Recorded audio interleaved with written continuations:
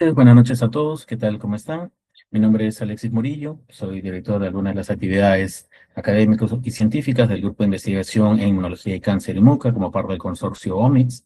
Y hoy tengo el gusto de darle la bienvenida a la segunda sesión abierta de nuestro programa Journal Club 2026 que estamos desarrollando en conjunto con la Universidad Nacional Pedro Ruiz Gallo.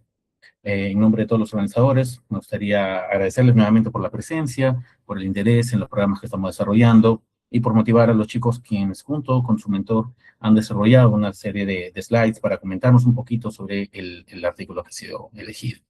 Entonces, para darles pase, me gustaría agradecer también al mentor, comenzar comentando un poco sobre la trayectoria. Anthony Campos es candidato a doctor por el programa de posgrado de la Fundación Antonio Prudente en el grupo de genómica clínica y funcional del Centro Internacional de Investigación y en CIME, en el CIPE, el de Camargo Cancer Center.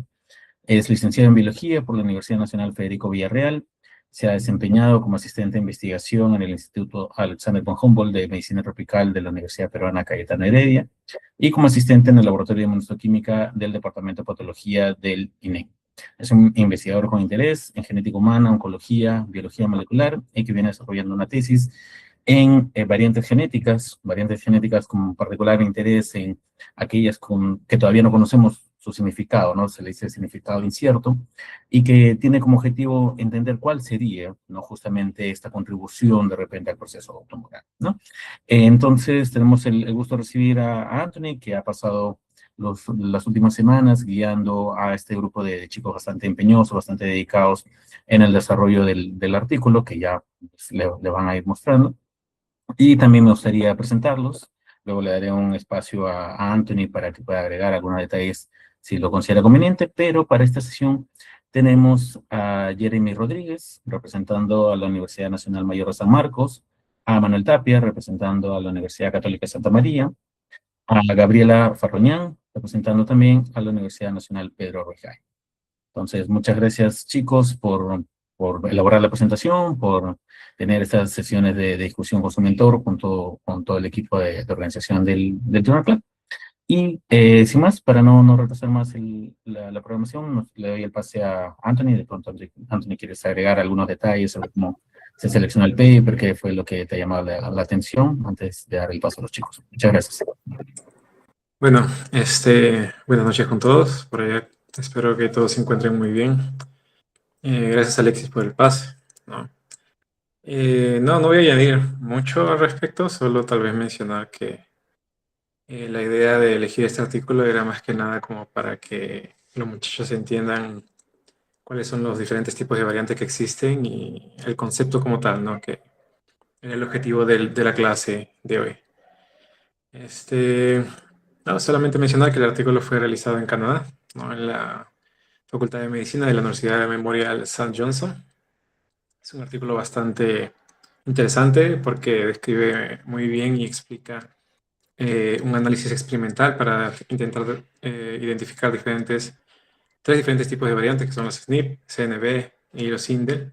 Ya más adelante los muchachos van a explicar sobre eso, qué significa cada uno, ¿no? ¿Qué es un SNP? ¿Por qué se diferencia un SNP de un SNV? ¿Qué es un CNV? ¿Qué es un INDEL? Todas esas cosas ya lo vamos a ver con los chicos. ¿Y cómo es qué pasos o qué metodología se usa normalmente para intentar identificar una nueva variante, una nueva región desconocida en el genoma para poder asociarla a una enfermedad, que en este caso son los pacientes con cáncer colorectal? ¿Y cómo se usan las bases de datos públicas, ¿no? Como la del TCGA, para intentar validar todos los resultados? Y al final ya los muchachos van a mencionar cuáles fueron los SNPs que se encontraron y se relacionaron con los diagnósticos de sobrevida de los pacientes, ¿no? Entonces creo que por mi parte eso sería todo para el inicio. Y bueno, ya les dejo a los muchachos ahí para que puedan explicar. Y bueno, mucha suerte. Y pueden compartir su pantalla, ¿no?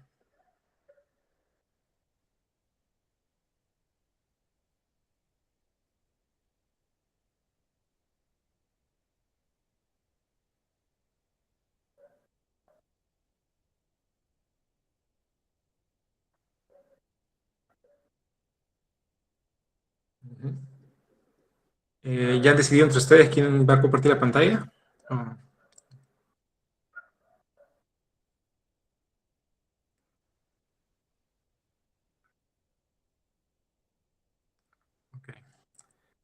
Me parece que los tres están con el micrófono.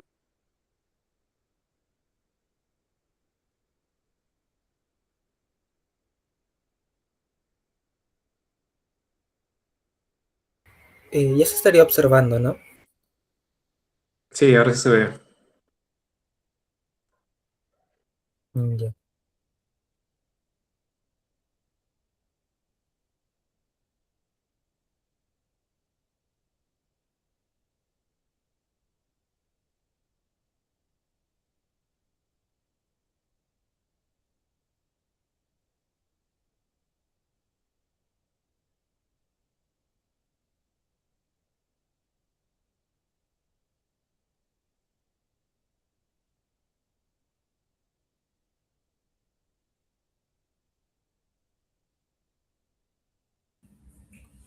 Buenas noches, ¿se me escucha bien? Sí, se escucha. Ok. Buenas noches con todos los presentes, muchas gracias por estar aquí. En esta ocasión, mis compañeros y yo estaremos presentando nuestro análisis sobre el artículo titulado Un análisis comprensivo sobre los SNPs y CNVs usados como identificadores de marcadores asociados con los pronósticos del cáncer colorectal. Le doy el pase a mi compañero. Muchas gracias, Gabriela. Bueno, como introducción mencionamos que el cáncer colorectal es uno de los tipos de cáncer más frecuentes en todo el mundo y también representa una de las principales causas de muerte por cáncer. A pesar de que actualmente existen tratamientos como la cirugía, la quimioterapia, radioterapia, muchos pacientes desarrollan recurrencias o metástasis, incluso después de haber recibido el tratamiento. Debido a ello, uno de los mayores desafíos en oncología es poder predecir cómo evolucionará cada paciente. Entonces, si logramos identificar desde el diagnóstico quién tiene un mayor riesgo de recaída o de fallecimiento, es posible tomar mejores decisiones terapéuticas que sean más personalizadas y mejorar el manejo clínico de estos pacientes. Pronóstico y supervivencia. Hoy en día contamos con factores conocidos que determinan este pronóstico. El principal predictor sigue siendo el estadio del tumor, sumado a su localización, el estado de inestabilidad microsatelital o MSI y el tipo de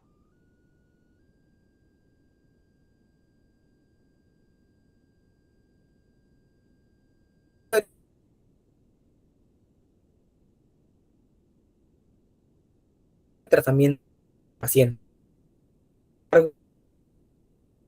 Problemas lamentablemente desarrolla recurrencias o metástasis hasta llegar al fallecimiento poco después del diagnóstico. Esto nos indica que los factores clásicos no cuentan todo o no abarca toda la historia. ¿Cómo la genética entonces determina el pronóstico? Las variantes genéticas heredadas pueden impactar profundamente la evolución del cáncer a través de múltiples mecanismos. Primero, modifican la expresión de los genes, lo que puede aumentar o disminuir la producción de proteínas claves. Segundo, puede afectar la agresividad del tumor, favoreciendo que crezcan más rápido o invadan más. Tercero, influyen en la respuesta a los tratamientos, haciendo que un paciente responda mejor o peor a ciertos fármacos. Y cuarto, modulan las respuestas inmunes, alterando la capacidad del cuerpo para eliminar células tumorales. En conjunto, todas ellas, eh, estas diferencias biológicas impactan directamente en la supervivencia y la probabilidad de recurrencia, traduciéndose en pronósticos más favorables o desfavorables.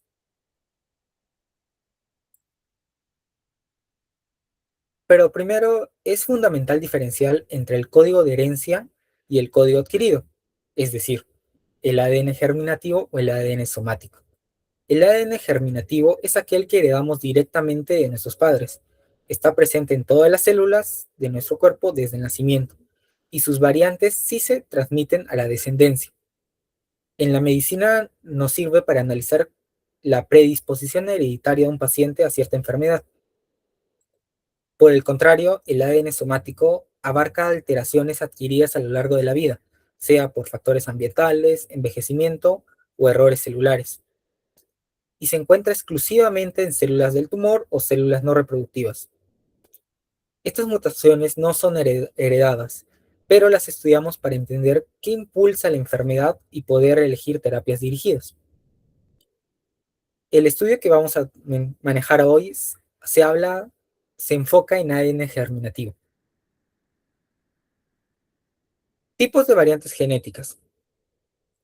Evaluamos tres tipos principales de variantes genéticas. El primero, SNPs, polimorfismos de nucleótido único. Son cambios de una sola base de ADN. Ejemplo, podríamos decir de tener una C en lugar de una G. Son variantes más frecuentes en la población y pueden influir en la evolución del cáncer. Como segundo, tenemos los CNVs, variaciones en el número de copias. Aquí un fragmento completo del ADN puede estar duplicado, eliminado o en distinto número de copias, lo que alteraría la cantidad de proteína producida por un gen. Y último tenemos los indels, que son inserciones o deleciones de uno o varios nucleótidos. Estos son importantes porque pueden cambiar la secuencia o función del gen, especialmente si alteran el marco de lectura. Tipos de desenlaces o Heaways. Para medir su impacto, los investigadores evaluaron dos desenlaces clínicos.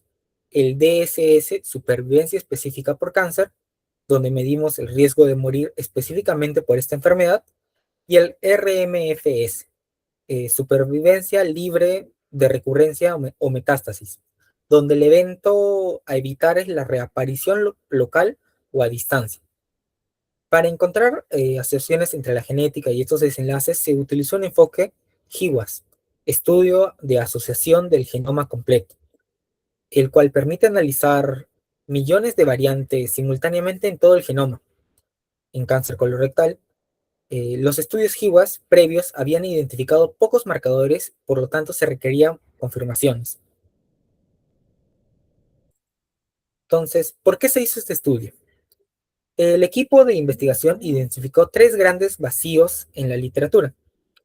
Primero, pocos estudios sobre CNVs e indels. La mayoría se centraba solo en SNPs. Segundo, la falta de replicación. Muchos hallazgos previos no se habían confirmado en otras poblaciones, lo que reducía su confiabilidad. Y como tercero, el factor tiempo. Casi ningún estudio había analizado si el efecto de una variante genética cambia a lo largo del tiempo, es decir, si su impacto aparece o desaparece años después del seguimiento. Por lo tanto, la consecuencia de esto es una clara necesidad de identificar y validar nuevas variantes que nos den una predicción más precisa. Objetivos del estudio. El objetivo general del trabajo fue identificar y validar variantes genéticas heredadas capaces de predecir la supervivencia y el riesgo de recurrencia en pacientes con cáncer colorectal. Para ello, los autores plantearon tres objetivos específicos. El primero fue identificar SNPs, CNVs e indels, asociados con desenlaces clínicos como la supervivencia específica por cáncer y la supervivencia libre de recurrencia o metástasis. El segundo objetivo específico fue evaluar si el efecto de estas variantes permanecía constante o cambiaba en el tiempo de seguimiento de los pacientes. Y el tercer objetivo específico fue validar los resultados utilizando la base de datos internacional de Cancer Genome Atlas, conocido como TCGA, además de explorar posibles mecanismos biológicos relacionados con los genes identificados. Con estos objetivos podemos manejar y pasamos a la metodología de mi compañera Gabriela. Muchas gracias, Manuel. Siguiente, por favor. Ahora les estaré explicando cómo fue que los autores llevaron a cabo este estudio. Bueno, como ya mencionó mi compañero, el objetivo principal fue de identificar variantes genéticas terminales como los SNP, CNV e indels, y que estos estuvieran relacionados con la supervivencia y el riesgo de recurrencia de los pacientes. Como pueden observar, este se trató de un estudio observacional de cohorte y longitudinal. ¿Por qué decimos que fue observacional? porque los investigadores no intervinieron directamente sobre los pacientes, sino que en realidad se analizó la información que se tenía disponible sobre ellos. Y decimos que fue longitudinal porque se siguió a los pacientes durante varios años para así poder evaluar su evolución clínica. Además, se tomó como base el estudio de asociación del genoma completo, o GWAS, que ya mencionó mi compañero, sobre el que estaré profundizando ahora mismo. Siguiente, por favor. Bueno, antes de explicar directamente cómo es que se realizó el estudio, es importante que entendamos brevemente qué es un GWAS y cómo funciona. Como pueden ver, significa estudios de asociación del genoma completo y vendría a ser un análisis estadístico que busca identificar variantes genéticas que se encuentren asociadas a una determinada enfermedad o característica. Para poder hacer esto, primero se deben seleccionar los dos grupos, que vendrían a ser los casos que presentan la enfermedad que se está estudiando y los controles que no presentan dicha enfermedad. Luego se extrae el ADN de los participantes y se realiza la genotipificación. Esto consiste en analizar miles o incluso millones de posiciones específicas del ADN, principalmente SNPs. Después se realizaría un control de calidad que elimina las muestras o variantes que no cumplen con determinados criterios y que podrían llegar a afectar la confiabilidad de los resultados. A continuación, a este proceso le sigue la imputación genética. Como el chip no analiza absolutamente todas las variantes del genoma, se utilizan los SNPs que sí fueron identificados y una población de referencia para poder predecir otras variantes que no fueran medidas anteriormente, de manera directa. De esta manera se puede analizar una cantidad mucho mayor de variantes. Y después se tiene en cuenta la estructura genética de la población. Esto es importante porque las diferencias genéticas entre poblaciones podrían generar asociaciones falsas. Por eso se realizan ajustes estadísticos para evitar que estas diferencias se puedan llegar a confundir con un efecto relacionado con la enfermedad. Y una vez hecho esto, se realiza el análisis por asociación, que básicamente se compara cada variante entre los casos y los controles para así poder determinar si una determinada variante aparece con mayor o con menor frecuencia en las personas que presentan la enfermedad. Pero aquí aparecería un problema, que es que estamos analizando cientos de miles o millones de variantes, por lo que algunas podrían parecer asociadas simplemente por azar. Es por esto que se aplica una corrección por múltiples pruebas en donde se usa un umbral de significancia mucho más estricto. Finalmente, las variantes que logran superar este umbral, se consideran variantes asociadas con la característica o con la enfermedad estudiada. Es importante aclarar que esto significa que existe una asociación estadística, pero no necesariamente que esa variante sea la causa directa de la enfermedad. Siguiente, por favor.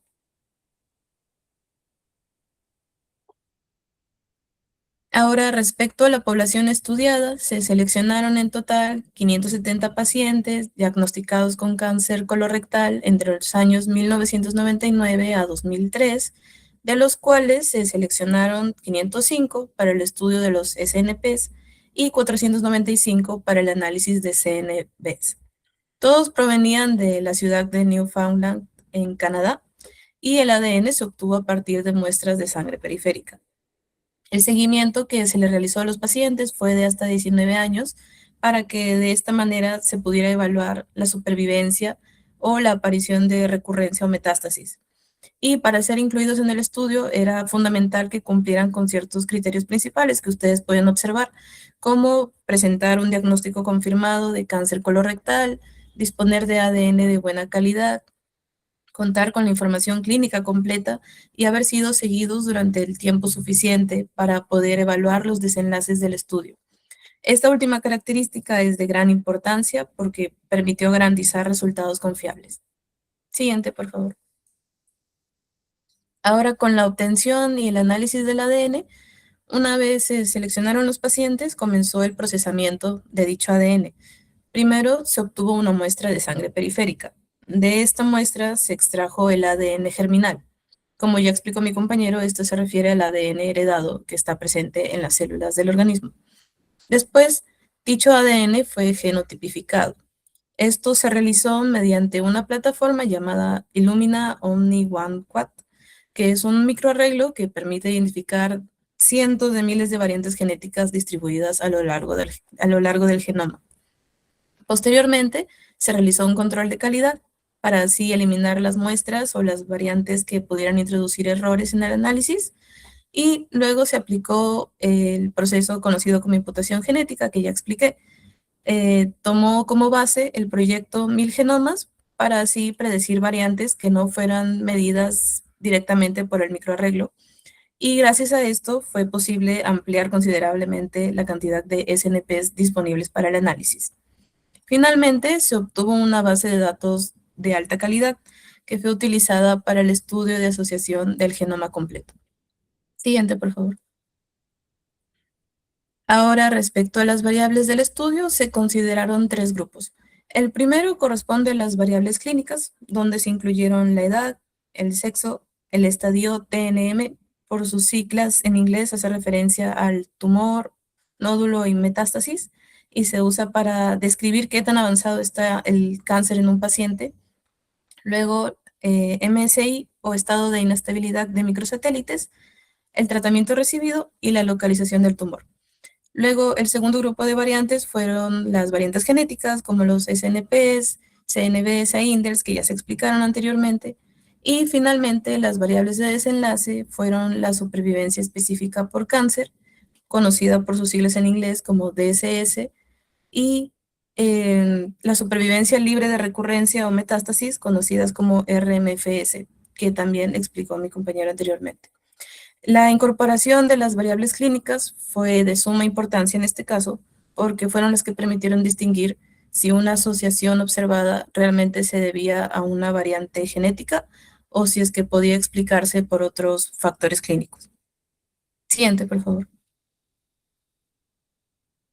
Y ahora, respecto al análisis estadístico, una vez que se obtuvieron todos los datos, los autores realizaron distintos análisis estadísticos para así determinar si es que existían asociaciones significativas entre las variantes genéticas y el pronóstico de los pacientes.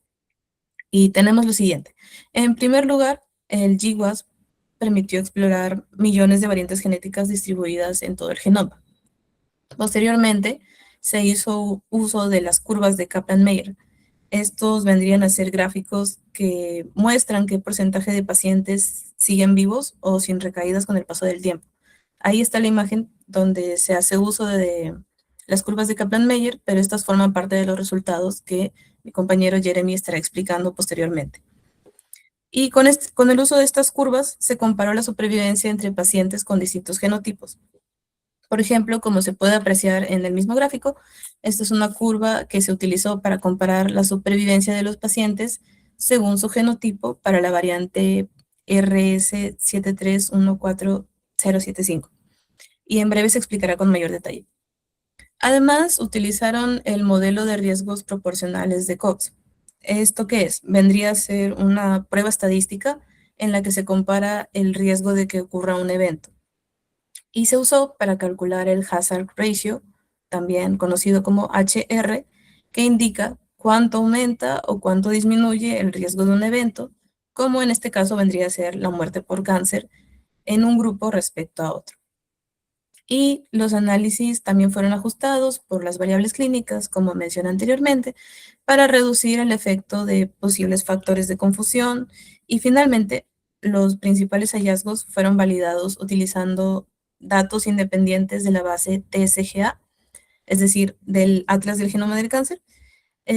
Dicho de manera más sencilla, al ajustar los análisis por variables clínicas, nos referimos a si, por ejemplo, se encuentra que las personas con genotipo A presentaban más muertes por cáncer, surge la pregunta de, ¿realmente el mayor riesgo se debe al genotipo o podría deberse a algún otro factor externo? Aquí es donde las variables clínicas fueron de fundamental ayuda. Y como indicadores estadísticos principales se usaron el hazard ratio, el intervalo de confianza al 95% y el valor P para determinar la significancia de las asociaciones. Siguiente, por favor. Ahora, para poder escuchar sobre los resultados, le doy el pase a mi compañero Jeremy. Muchas gracias, Gabriela. Ahora pasamos a los resultados del estudio. Siguiente, por favor. Los investigadores analizaron principalmente la relación entre diferentes SNP, es decir, variaciones de un único nucleótido de ADN, y los desenlaces de supervivencia de los pacientes. Se evaluaron dos desenlaces principales: la supervivencia específica por cáncer, o como también ya se explicó, el DSS, que corresponde del tiempo hasta la muerte causada por el cáncer colorectal, y la supervivencia libre de recurrencia o metástasis, o también llamado RMFS, que corresponde al tiempo hasta que aparece una recurrencia o metástasis. Para analizar estas asociaciones, utilizaron el modelo de regresión de Cox. El resultado principal es el hazard ratio o HR, que representa el riesgo instantáneo de presentar el evento. Un HR igual a 1 indica que no existe diferencia, mientras que un HR mayor a 1 indica un mayor riesgo. El principal hallazgo fue el SNP RS7314075, que fue localizado en el gen WP11. El modelo dominante se obtuvo en un HR de 3,36, con un valor de P de 3,27 por 10 a la menos 8. Esta significancia fue según la corrección que se realizó en la metodología para los valores de P. Esto significa que los pacientes portadores del alelo de riesgo presentaron aproximadamente 3,36 veces mayor riesgo instantáneo de morir por cáncer colorectal respecto al grupo de referencia. Además, el intervalo de confianza del 95% fue aproximadamente 2,18 a 5,16. Y como pueden notar, este intervalo no incluye al valor 1. Por ello, la asociación fue estadísticamente significativa. Siguiente, por favor. Además del principal hallazgo, los investigadores identificaron otras variantes asociadas con los desenlaces clínicos. Para la supervivencia específica por cáncer encontraron 12 SNPs distribuidos en 3 diferentes loci, mientras que para la supervivencia libre de recurrencia o metástasis encontraron 56 SNPs distribuidos en 10 locis, principalmente bajo el modelo recesivo. En un modelo recesivo, el efecto de la variante se observa principalmente cuando el individuo posee 2 copias del alelo de riesgo. Sin embargo, estos resultados deben interpretarse con precaución, porque algunas variantes tenían pocos pacientes homocigotos para el alelo menos frecuente. Cuando hay pocos individuos con un determinado genotipo, el hazard ratio pueden ser modelos menos estables. Por ello, aunque algunas de estas asociaciones fueron estadísticamente significativas, necesitan ser validadas con otras poblaciones. Adicionalmente, también cabe mencionar que no se encontraron asociaciones significativas para las variantes CNV e INDEL. Siguiente, por favor. Ahora, para el análisis de supervivencia utilizamos una gráfica de Kaplan-Meier para visualizar la asociación encontrada entre RS7314075. Los investigadores utilizaron estas curvas. En este gráfico, el eje X representa el tiempo de seguimiento y el eje Y representa la probabilidad de supervivencia.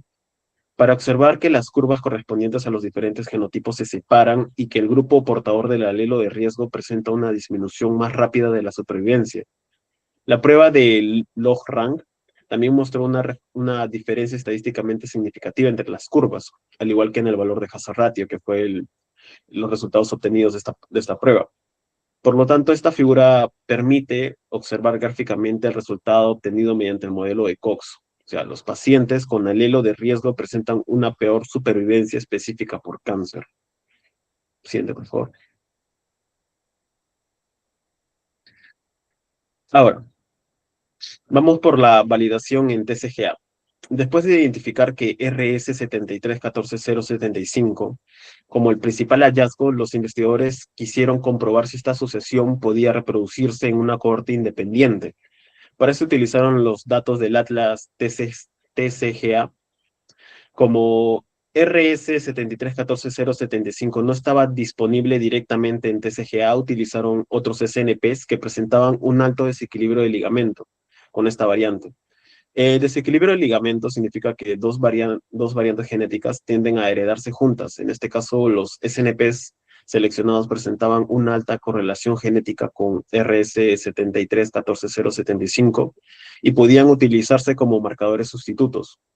De los 6 SNPs evaluados en TCGA, 4 mostraron asociaciones significativas con la supervivencia. Los hazard ratio fueron aproximadamente 2,9 a 3, resultados similares a los obtenidos en la cohorte inicial. Por lo tanto, esta validación independiente fortalece la evidencia de que esta región genética sí está asociada con el pronóstico de cáncer colorectal. Siguiente, por favor.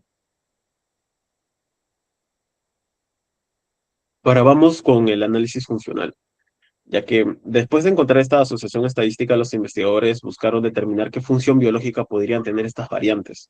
Para ello realizaron análisis funcionales y analizaron los EQLT. EQLT hace referencia a Expression Quantity Frame Locus y se refiere a una variante genética asociada a los cambios de expresión de algún gen.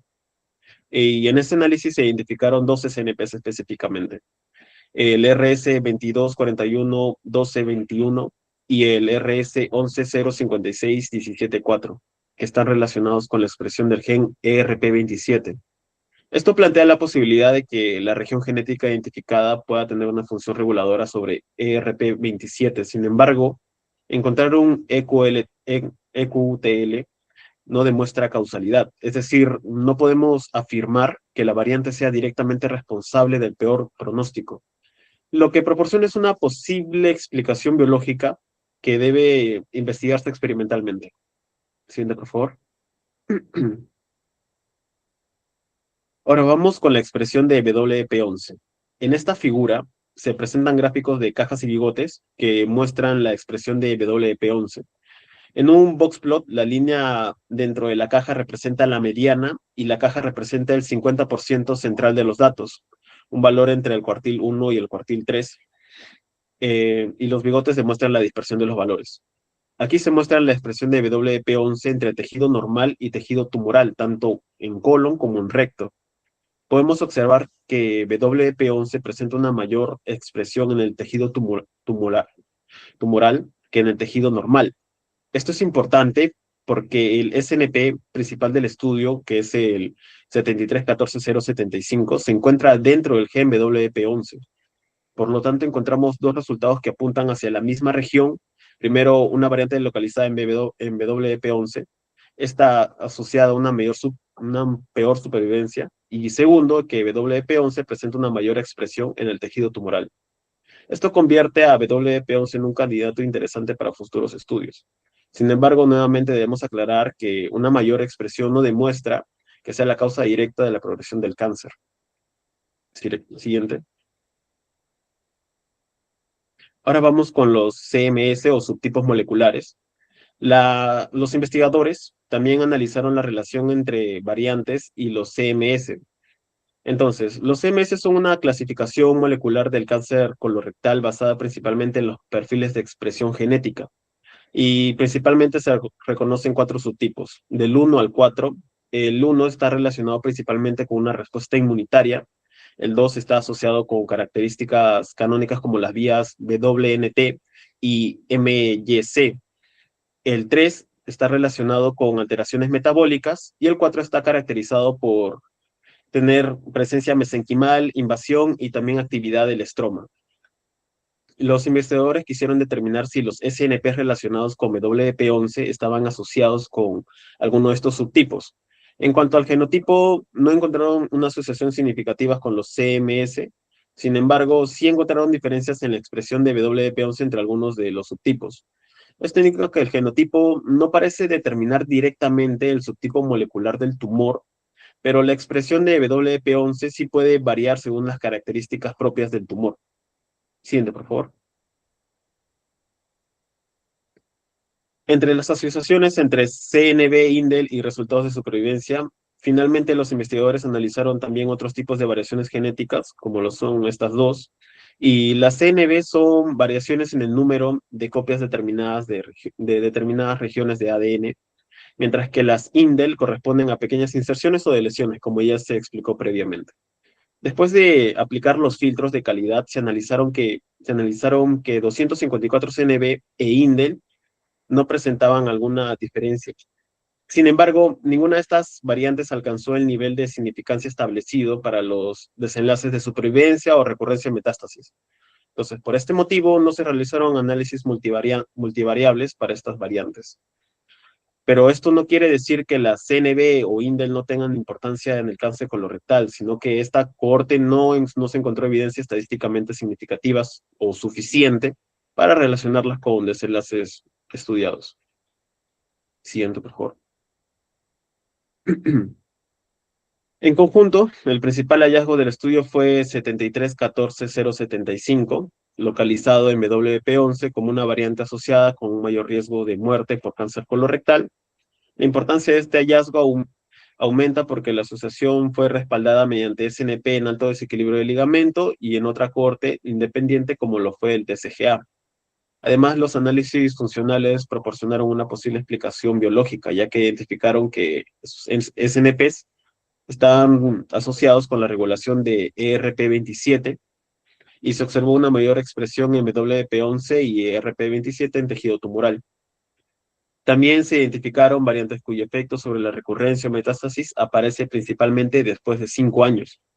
Por lo tanto, algunos marcadores genéticos podrían tener potencial para identificar pacientes con riesgo de recurrencia tardía. Sin embargo, debemos recordar también que estos resultados representan asociaciones estadísticas y no demuestran causalidad, así como lo sería un análisis experimental. Siguiente. Vamos con las limitaciones del estudio. La primera es el tamaño de la muestra. Aunque se analizaron más de 500 pacientes, ese tamaño es relativamente pequeño para un estudio de asociación a escala genómica, especialmente cuando se analizan variables poco frecuentes. Otra limitación también sería la población estudiada. La cohorte está compuesta principalmente por pacientes caucásicos de Terranova, Canadá, por lo que los resultados no necesariamente pueden generalizarse directamente a otras poblaciones. Además, también algunas variantes tenían pocos individuos homocigotos para el alelo menos frecuente, lo que puede generar estimaciones de riesgo o hazard ratio menos estables, como ya se había informado previamente. Aunque hubo una validación en TCGA, todavía se necesitan cohortes independientes más grandes y diversas. Para finalizar, los análisis funcionales fueron principalmente bioinformáticos, por ello todavía se necesitan estudios experimentales que permitan demostrar si estas variantes realmente modifican la función de WP11 o RP27 y cómo esto podría influir en la progresión del tumor. Siguiente. Para concluir, este estudio realizó un análisis de variantes genéticas germinales y su relación con el pronóstico de cáncer colorectal, teniendo como principal hallazgo el RC 6314075, localizado en WP11, que se asoció con un mayor de riesgo de muerte específica por cáncer colorectal. Esta asociación fue respaldada mediante el análisis de SNP relacionados a una cohorte independiente de TCGA. Además, los análisis funcionales identificaron posibles efectos reguladores sobre ERP27 y se observó una mayor expresión en WP11 y ERP27 en tejido tumoral. También se identificaron 3 SNPs asociados con un mayor riesgo de recurrencia o metástasis después de 5 años, lo que plantea la posibilidad de utilizar marcadores genéticos para identificar pacientes con riesgo de recurrencia tardía. Y por otro lado, las CNV e INDEL estudiadas no mostraron asociaciones significativas con los desenlaces analizados. Para finalizar, aunque estos resultados son prometedores, todavía no permiten utilizar estas variantes como biomarcadores clínicos, ya que se necesitan estudios de validación con poblaciones más grandes y diversas, además de estudios funcionales que permitan confirmar los mecanismos biológicos. Siguiente, por favor. Quiero agradecer su presencia y participación, al igual que su atención. Muchas gracias.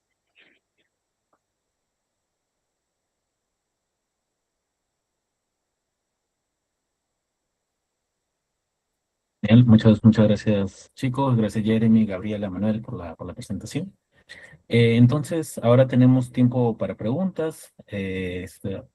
Hemos abierto nuestro chat. Aquí, por favor, todos los que tengan preguntas o comentarios o algunas ideas que hayan surgido a través de este Journal Club, siéntanse libres de colocarlo, ¿no? De colocar estos mensajes, estas reflexiones en nuestra bandeja y se las pasaremos, ¿no? Pasaremos las preguntas a los ponentes.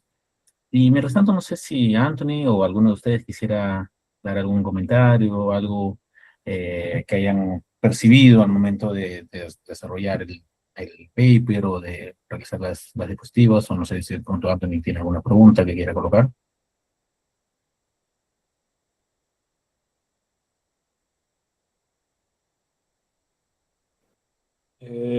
Bueno, pregunta como tal no tengo. Creo que ya discutimos con los muchachos bastante sobre el artículo en las sesiones previas.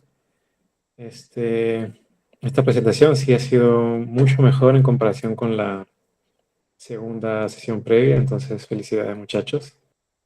Creo que han practicado bastante y eso se reconoce, ¿no? Se percibe, ¿no? Al momento de hablar, al momento de explicar, se ve que dominan el tema y se ve que ya han aprendido bastante y bueno, felicitarlos de nuevo por eso, ¿no? En caso hay alguna pregunta del público, bueno, siéntanse libres de abrir el micrófono, enviar un mensaje, un chat.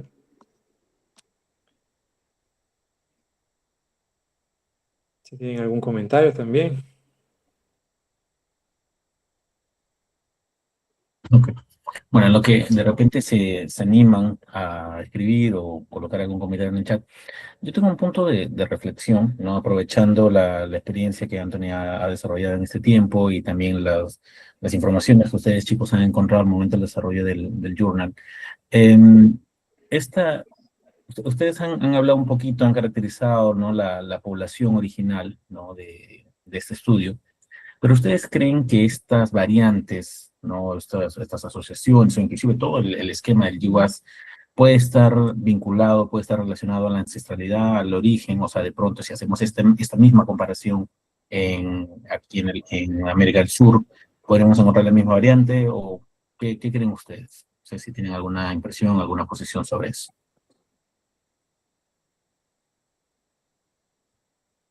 Personalmente consideraría que este estudio sí se podría replicar en poblaciones sudamericanas.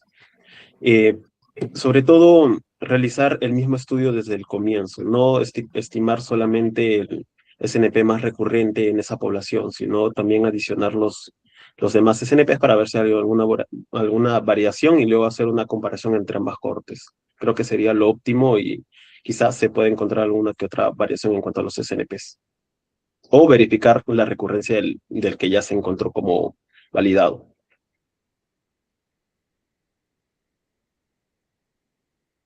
Sí, gracias, Jeremy. ¿Alguien más quisiera comentar? ¿Tienen un punto de repente igual, a favor o un poco divergente el de Jeremy?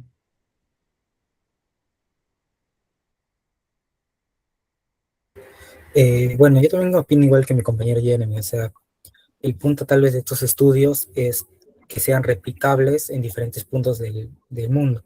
Como mencionó, ahorita estamos en Sudamérica, entonces lo ideal sería tal vez enfocarnos a nuestra área, tal vez primero en nivel general Sudamérica y tal vez un poco más centrado ya a Perú y ver qué variantes son las más predominantes acá. Como cualquier enfermedad, siempre suelen haber genes específicos para este ambiente y a partir de ahí tal vez ir desarrollando de nuevo el estudio y encontrar tal vez resultados más enfocados. Ok, todo bien, gracias Manuel. Gabriela. Sí, opino lo mismo que mis compañeros. Pues hubo una parte en la que mi compañero Jeremy mencionó y yo también mencioné, que esto solo se había realizado en personas caucásicas de la misma ciudad. Entonces creo que también podría resultar provechoso realizar más estudios. Igual como comentó Manuel, podría empezarse a nivel de Sudamérica, pero luego centrarse en comunidades más específicas. Ujú. Genial, Excelente, muchas gracias. Qué interesante. excelente respuesta, muchachos. La respuesta de los tres estuvo bastante buena. Creo que la que más cercana ahí fue Gabriela. Como mencionó ella, la población fue caucásica y se usó como base el banco de datos del TCGA, que en su mayoría tiene datos de población europea, ¿no? También hay datos de pacientes latinos, africanos, pero es muy poco en comparación a la población europea. Creo que un 90%, si no me equivoco, son europeos clasificados como población blanca. Y no podría asegurarte de que podría encontrar la misma variante en América Latina. Eh, Puede que sí, puede que no. Puede que haya una variación, puede que se encuentre otra variante nueva. Pero como los muchos mencionaron, sí, el estudio se puede replicar en América Latina y sería muy interesante si es que se hace o no. Tal vez por ahí se encontraría una nueva variante, ¿no? Sería muy, muy interesante. Genial, gracias, gracias chicos. Es muy interesante porque inclusive en el tiempo, ¿no? Nosotros hemos visto de que hay perfiles, hay patrones que pueden ir adaptándose, ¿no? De hecho, Anthony, la tesis de Anthony ya que ya tiene algún tiempito, habla de la combinación no solo de un gen driver, ¿no? Sino de la combinación de varios factores que tal vez en su propia esencia individualmente no tendrían un efecto tan grande, pero que combinados sí, ¿no? Que es la continuación de la hipótesis de los mini drivers, ¿no? Entonces, esto puede eventualmente también modularse entre poblaciones que, claro, no podemos decir absolutamente sí, va a cambiar o va a ser muy diferente de pronto en América del Sur o entre Brasil, Perú y otros países en relación a la población de origen, pero, o sea, que sí vale la pena estudiar, ¿no? Entonces, ese es uno de los puntos que nos llama más la atención. Eh, Aquí tenemos una pregunta, un comentario de Ivonne. Ivonne dice, el artículo menciona que los autores tomaron 5 años como punto de corte. ¿Ustedes creen que deberían ser 5 años o el efecto de cada SNP podría aparecer en algún momento variable? Posterior, ¿no? En otro momento. En este caso, yo considero que esa pregunta hace referencia más que todo a cómo el estudio también hizo una diferencia entre metástasis tardía o temprana después de esos 5 años. Yo considero que fue también, ese tiempo es estadísticamente significativo, también validado con otros estudios, otros artículos también en cuanto a cáncer colorectal. Pero el hecho de que se haya tomado 5 años no hace tanta referencia a que si el SNP aparece antes o después, sino al mero hecho de que sí podría aparecer en cualquier otro momento, solamente que buscaban utilizar un punto de corte específico para definir la metástasis si es que es tardía o si es temprana. Claro que también se puede utilizar otros años de referencia, pero como se les había indicado también por otros artículos, estos 5 años se utilizan para marcar el punto de corte específico.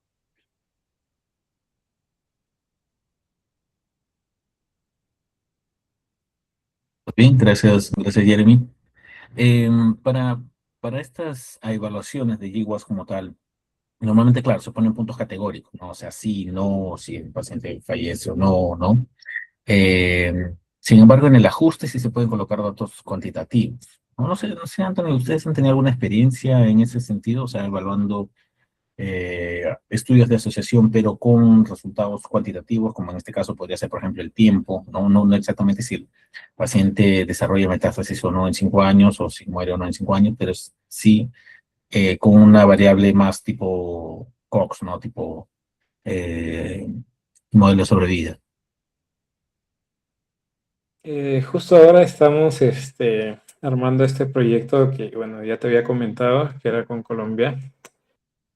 Y estamos intentando evaluar algunas variantes ahí y cómo es que estas influencian en el tratamiento de inmunoterapia y la sobrevivencia de algunos pacientes, pacientes con síndrome de Lynch. Y justo estos valores cuantitativos, como mencionó Jeremy, se determinan más por puntos de corte estadísticos que ya están determinados por la metodología, pero también depende mucho del tema de los datos que tenemos, ¿no? En Europa sí los datos están completos, o sea, se llega a 5 años. Hay estudios en los que se puede llegar a 10 años, así como tal. Pero aquí en América Latina el tema de la recolección de los datos cuantitativos es muy difícil. Está bastante, hay bastante datos perdidos, así por decirlo. Bastante datos en blanco. Y por lo que estoy viendo ahora en este estudio nuevo, probablemente a lo mucho estamos estimando llegar a 3 años. Debido a que en los hospitales nacionales hay un tema de registros o pérdidas de datos de pacientes muy grande. Muchas veces los pacientes no continúan el seguimiento, ¿no? Y no tenemos los datos de la progresión del tumor o datos de sobrevida. Muchas veces los pacientes desaparecen. Entonces, creo que en América Latina este tema del punto de corte estaría bastante definido por estos problemas, ¿no? Yo considero que 5 años es un estándar bastante aceptable.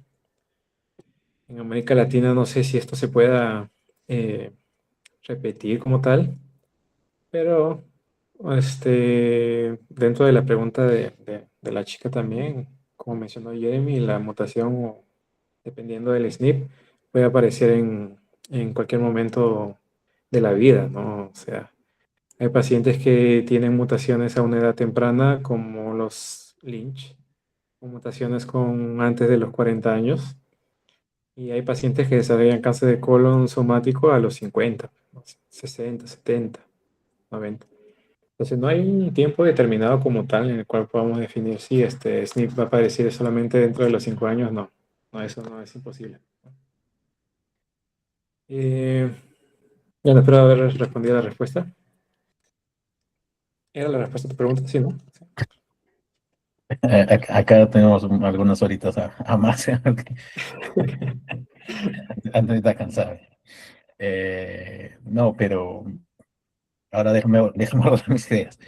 Em, de hecho, o sea, para algunas enfermedades del sistema digestivo, también ese es otro parámetro que se debe considerar. Mucho se habla del frame, ¿no? O sea, del tiempo donde realmente esperamos que haya algún cambio. Y eso varía de cáncer para cáncer, ¿no? Hoy en día sabemos que los tumores, el cáncer como tal, engloba más de 200 tipos diferentes de tumores y cada uno se estudia de una manera independiente, ¿no? Entonces, por ejemplo, para tumores gastrointestinales hay ciertos consensos, vamos a decir, ¿no? Que están abordando el punto. Bueno, volví, ya. Hay ciertos consensos internacionales que están abordando el punto de qué tiempo es el adecuado, o sea, cuánto tiempo necesitamos, porque como dice Anthony, clínicamente, ¿no? O sea, ya en la realidad de los hospitales y del seguimiento de los pacientes es muy difícil tener el detalle, ¿no? De que un paciente sea acompañado por 20 años, por 15 años, ¿no? A no ser que sea una enfermedad, pues, que requiere ese seguimiento. Pero por lo general, los pacientes, como dice Anthony, pues van 2, 3 años por estas dolencias, ¿no? Entonces, a partir de ese valor, ya tenemos una idea si el paciente va a tener buen pronóstico, ¿no? O si lamentablemente no será así, ¿no? Entonces, para gastrointestinales se cuentan 5 años, pero por ejemplo, para cáncer de mama, 5 años es muy poco, porque en 5 años tú dices, bueno, puede pasar muchas cosas. Para cáncer de mama se cuentan 15, 20, 25 años, ¿no? De seguimiento. Entonces, ese es un punto que también debe tomarse en cuenta, ¿no? En otros tumores que pueden ser más graves, ¿no? Mucho más agresivos, digamos, ¿no? Como glioblastoma o páncreas se cuentan 2 años, ya, o un año a veces, ¿no? Entonces, porque dicen, bueno, el efecto del tumor o la respuesta del paciente se va a medir muy rápido, ¿no? Y bueno, eso también debe influenciar el parámetro de elección en la investigación. ¿Ok? ¿Alguien más? No sé si hay alguna pregunta adicional, alguien que quiera agregar, o de pronto ustedes chicos, algo que no les haya quedado claro o algo que quieran comentar.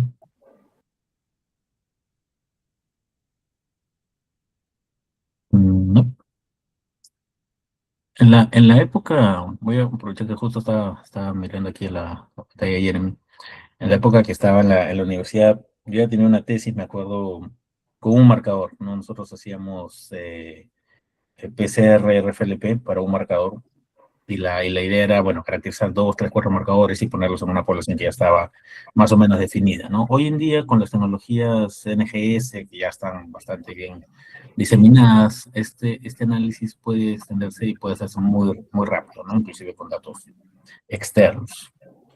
¿Ustedes creen que se podría validar, o sea, de la misma forma que han hecho los autores con otras poblaciones y que eso podría representar en sí mismo una materia de investigación, una unidad, por ejemplo, de investigación, sin la necesidad tal vez de hacer un análisis en muestras de Perú? ¿O cómo ustedes planearían ese proyecto? ¿Cómo ustedes desarrollarían un proyecto que aborde este enfoque genético? Si fuera, no sé, de pronto eh, en la Pedro Rogallo, en la Católica Santa María o en San Marcos.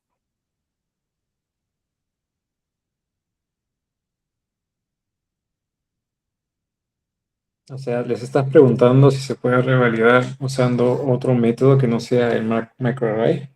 o usando datos de bancos públicos. Claro, o sea, ustedes partiendo de estos hallazgos, ¿no? En este paper se ha hablado de una mutación. Ustedes podrían trabajar otras bases de datos o no, no, esa es parte de la pregunta, pero la idea es que al final lleguen a una estrategia que sí se pueda probar en muestras en las universidades en las que trabajan, ¿no? En las que estudian, perdón, en las que están participando. Claro. En este caso, la perspectiva para las tesis en cuanto a estudiantes de pregrado, la verdad es estudios transversales. Un solo corte, una sola verificación de los pacientes y no suele darse tanto como en estudios longitudinales. En cuanto a estudios longitudinales, sí es bastante apropiado una vez que ya tengas una base de datos fija en un hospital, tengan los permisos, intentar trabajar con pacientes que sean reclutados por el mismo hospital. Y ese es un problema de bastante trámite. Los pacientes no se apegan tanto a su tratamiento, tanto incluso en pacientes con tuberculosis es bastante difícil que se apeguen al tratamiento y por ello el hospital tampoco no tiene como que una base de datos continua de cada paciente y reclutarlos tiende a ser más complicado. Por ello, realizar ese tipo de estudios, la verdad yo consideraría más apropiado, al menos acá en Perú, realizarlo con base de datos del INS que ya se hayan estado estimando durante años recibidas de varios hospitales. Entonces yo estaría buscando quizás una base de datos que ya haya sido recolectada para un estudio genómico. No intentaría hacer un estudio longitudinal a 5 años. Yo considero que al menos acá, con una base de datos tan inestable, sería bastante probable que se pierda una gran parte de la cohorte inicial. Ok, muchas gracias, Jeremy. ¿Ustedes, Gabriela, Manuel, saben más o menos cómo está la realidad de esta parte de investigación en sus regiones o tienen alguna información? Por mi parte, sí sé que, bueno, para caso de pregrado, yo todavía soy estudiante de prequinto, bueno, estoy a punto de terminar, pero de compañeros anteriores, pocos son los que agarran, digamos, bases de datos ya aprobadas y piden permisos a la universidad para poder manejar esos datos, ya que me parece que no se suele trabajar tanto, al menos en mi universidad, más que todos los proyectos de tesis, en el caso de genética, de tesis, claro, de tesis en parte de esta genética, suele ser más estudios ya acompañados con un docente que ya tiene, digamos, un público objetivo. Bueno, como cualquier evaluación. Entonces, creo que al menos mi universidad trabaja de esa manera. Sí sé de un par de proyectos que ya entra parte de la bioinformática, donde ya son más, ¿cómo diría? In sílico. Más que todo toman datos puramente base de datos y a base de ello hacen su proyecto de pretesis. Hay unos interesantes, la verdad, pero creo que abordarlo ya como parte experimental, desde elegir a la población, elegir tal vez identificar el gen objetivo, creo que ya es un poco más complicado, al menos considero yo para pregrado, que ya es una inversión que tiene que correr un poco por el alumno en caso no haya un fondo de inversión o una beca para un proyecto que pueda acceder. Genial, gracias, Manuel. Gabriela. Bueno, en mi caso, la verdad no había escuchado antes sobre ese tipo de estudios. Estoy segura de que se deben realizar, pero no tenía mucha información al respecto. De hecho, fue este artículo lo que hizo que me interesara más sobre eso. Genial. Muchas gracias a todos por los comentarios. De hecho, ese es uno de los puntos que nosotros estamos trabajando de cierta forma. Bueno, Anthony tiene más experiencia en los últimos años eh, gestionando eso y como grupo de investigación con colaboradores. Y curiosamente, en los tres lugares, en Lima, en Lambayeque y en Arequipa, estamos desarrollando algunas estrategias para intentar mitigar este asunto, ¿no? ¿Por qué? Porque, claro, o sea, uno de los problemas más grandes es que no hay colecciones fijas, ¿no? Como por ejemplo el TCGA, o sea, se hicieron las muestras se colectaron las muestras hace mucho tiempo y luego se ha hecho el acompañamiento, seguimiento de estos pacientes para poder tener los datos, ¿no? Que podemos utilizar hoy en día. Eh, Parte de esto tiene que ver la estructura de los biobancos, ¿no? Porque sabemos que el Perú, o sea, tiene un montón de muestras en pacos de parafina, ¿no? En los bloquecitos, y eso sí es fácil de trabajar. Sin embargo, eh, no siempre se pueden hablar todos los analitos, todos los metabolitos que quisiéramos, como ARN, ADN, en esos bloques, ¿no? ¿Por qué? Porque el proceso de enblocado es un proceso bastante agresivo con los ácidos nucleicos, ¿no? Entonces, sí, por ejemplo, nos puede servir para proteínas en muchos casos, pero ácidos nucleicos todavía nos deja cierto margen de complicación técnica, ¿no? Entonces, lo ideal sería poder tener el tumor congelado y que luego eso pueda ser estudiado a futuro, ¿no? Solo que para poder conservar el tumor con todas sus características, tiene que estar en ciertas condiciones, tiene que ser tomado, colectado y guardado en un reducido marco de tiempo, y para eso se requieren biobancos diseñados, ¿no? Para esta finalidad. Entonces, actualmente el INEN ha abierto ¿no? Ya tiene biobancos, si no me equivoco, de 1 o 2 años atrás, que está comenzando a guardar muestras. IREN en Arequipa está también gestionando eso, en el norte me parece que son algunas iniciativas privadas.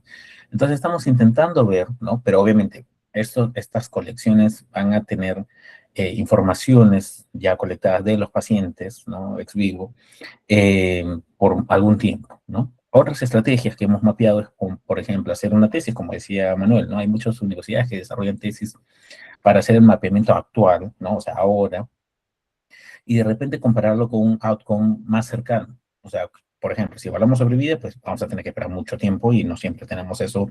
Y obviamente entendemos la posición de tesista, ¿no? De que, o sea, yo espero que mi tesis se haga cuanto antes y ya, ¿no? O sea, no voy a esperar 20 años para sustentar la tesis. Pero, por ejemplo, podemos hacer una tesis ahora que evalúe un outcome, un resultado más cercano como la respuesta al tratamiento, que dependiendo del tumor se puede medir en 6 meses, ¿no? Entonces colectamos las muestras, que pues una muestra fresca, una muestra congelada, y se opera, se procesa rápidamente. Se evalúan 6 meses después, en cuanto los alumnos van escribiendo, van desarrollando el proyecto, y se tiene el resultado. Pero luego esos identificadores, bajo obvia custodia, ¿no? Y bajo estricta custodia del proceso, se guardan celosamente hasta que pase un tiempo, ¿no? Digamos, como decía, dependiendo del tumor, 3, 5 años, y luego se puede regenerar en un nuevo proyecto de tesis que evalúe el resultado ya colectado posteriormente, ¿no? Entonces, que se va a convertir al final en un análisis de datos, ¿no? Pero es una estrategia interesante que ya hemos estado corriendo hace un tiempo. Esperamos en breve que podamos tener los resultados y ver si realmente funciona o no. Y bueno, en paralelo lo de Anthony, ¿no? Que a forma de consorcio puede tener un significado también grande porque juntamos esfuerzos de diferentes sectores, y que si aquí en la platea, ¿no? También hay alguien que esté interesado, pues, o que tenga acceso, o que esté pensando, ¿no? De qué forma podría gestionar, pues, particularmente para colorectal. Tenemos aquí a Anthony, que tiene esa experiencia, ¿no? Entonces, yo entiendo que el camino está ahora un poco más estructurado, ¿no? De lo que era tal vez en un tiempo pasado. Y nada, esperemos, no sé si ustedes ya definieron tesis, ya están trabajando en eso, pero, y si no, pues como decía Gabriela, que qué bueno que este artículo traiga algunas nuevas luces, algunas nuevas ideas, y creo que es parte de la misión del Journal Club. Ok, no sé si hay algún comentario más. Muchas gracias a todos por las opiniones hasta ahora. No sé si hay algo más que quieran agregar.